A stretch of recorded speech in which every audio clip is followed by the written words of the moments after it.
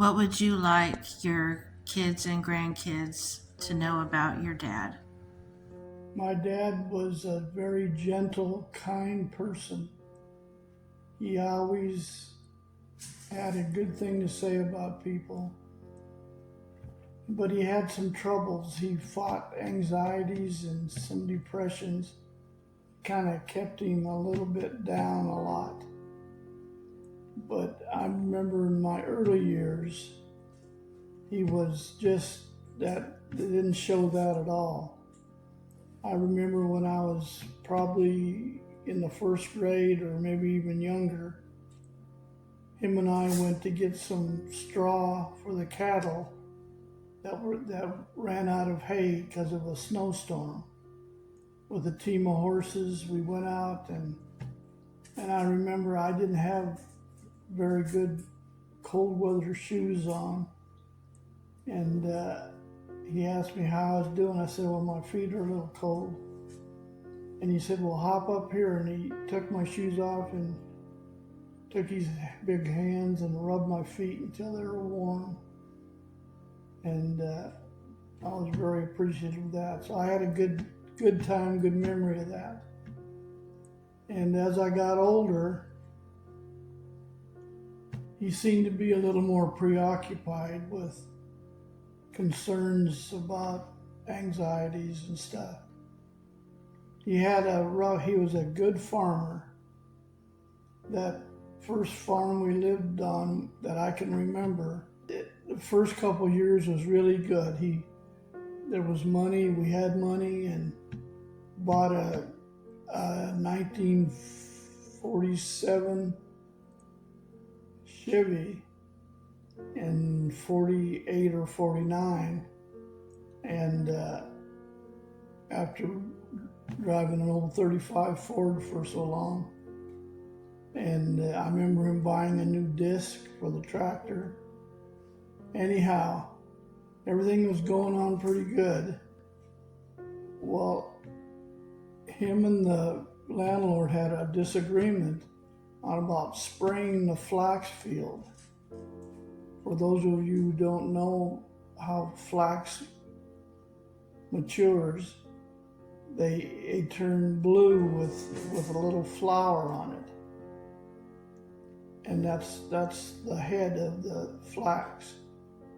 Well, one of the main weeds that got into flax was wild mustard. So you'd see these beautiful blue fields of flax with yellow mustard in them. Anyhow, my dad said, well, we'll have to just, deal with that, have the spoilage or the contamination of it. But the landlord said, no, we need to spray that mustard. Well, he wasn't very wise because mustard had a flower and so did flax. Bottom line is, it killed the whole crop. And that was devastated for him. And then after that, the cattle all got sick with Bang's disease, which meant the calves were born dead and the milk was no good. And so they all had to be sold off. He had a fairly decent herd. I remember we milked probably 10 or 12 by hand. I wasn't much help in them days, but later on I was. But that devastated him. And so this was in the spring of 49, I believe, or 50, and we moved to Illinois for the winter. He got a job in Lincoln, Illinois. My mom got a job in Lincoln in a where you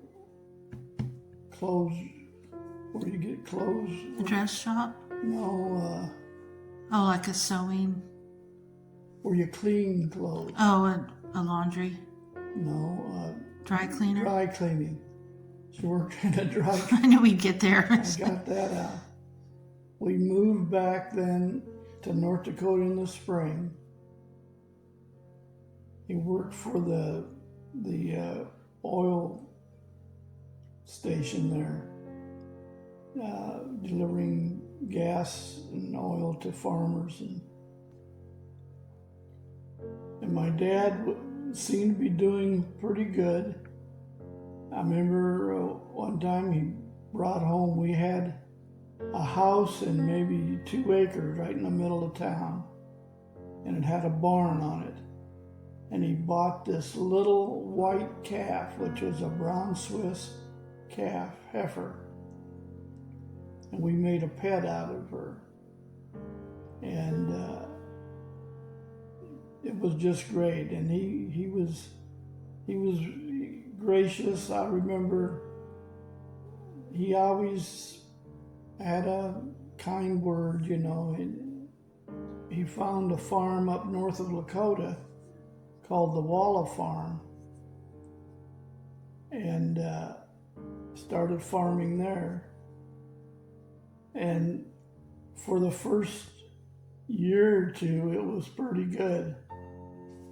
We had like a section of land there with 100 acres of pasture.